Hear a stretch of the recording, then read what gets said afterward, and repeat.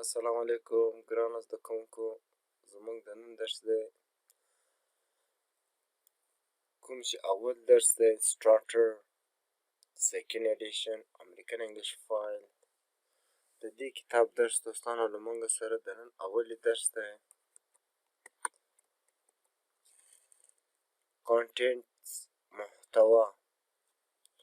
په دې کې دوستانو کوم محتوا چې له موږ سره دی هغه ګرامر ده، وکیبلري دي او ورډ سټرچ دي، هغه الفاظ چې هغو ته فشار ورکول کیږي.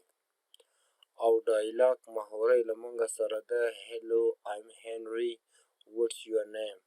ایم لیزا. هلو سلام ایم هنري زه هنري یم. واتس یور نیم ستا نوم څه دی؟ ایم لیزا زه لیزا یم.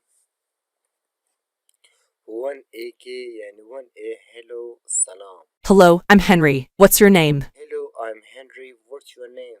سلام زه هنري یم ستا نوم څه دی؟ I'm Lisa. I am Lisa. زه لیسا یم.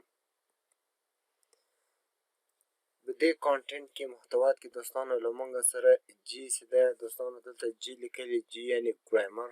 Grammar. په ګرامر کې له موږ سره ده ورب بی ټو بی وربس. ورب بی یا ټو بی وربس کومکي فعلونه. دا به موږ انشاءالله په ګرامر کې زده کوو. P. Pronunciation. پرونانسیشن تلفظ، هغه الفاظ چې هغو ته فشار ورکول کیږي. پی پرونانسیشن هغه الفاظ چې هغو ته فشار ورکول کیږي. Vocabulary.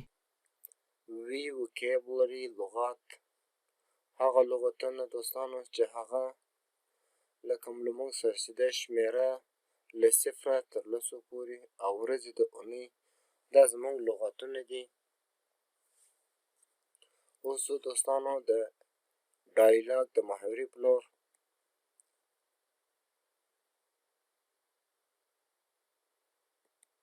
Listening and speaking. listening and speaking اوریدل او خبرې کول. listening and speaking اوریدل او خبرې کول. Listen and repeat. A1 1.2 listen and repeat واورئ او تکرار کړئ. دوستانو کوم ډایلاګ چې ده دا تاسو ورسره واورئ او ورسره تکرار کړئ. خو اوس به موږ د دې هغه ترجمه وګورو انشاءالله. مخته به په ویډیو کې د دې هغه کوم ډایلاګ چې ده هغه به تاسو ورسره تکرار کړئ. Hello, I'm Lisa Silva. Lisa. Hello, I'm Lisa Silva. Lisa. سلام زه لیزا سیلوا یم.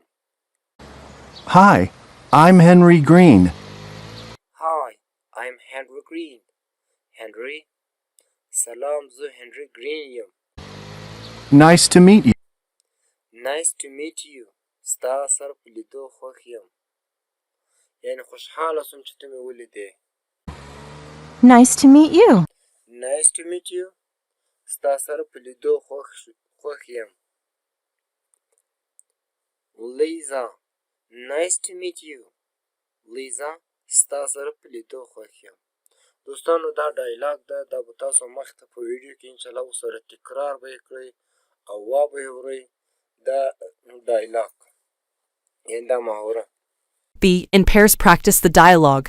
In pairs practice the dialogue په جوړه سره یې خبرې او تمرین کړئ. دوه نفره د صف مخې ته ولاړ سئ یا ملګری له ځان سره پیدا کړئ، نو هغه تاسو په دواړو سرو سره تمرین یې کړئ، یعنې پریکټیس ورباندې وکړئ په دې ډایلاګ باندې لکه څنګه چې دوی وایي.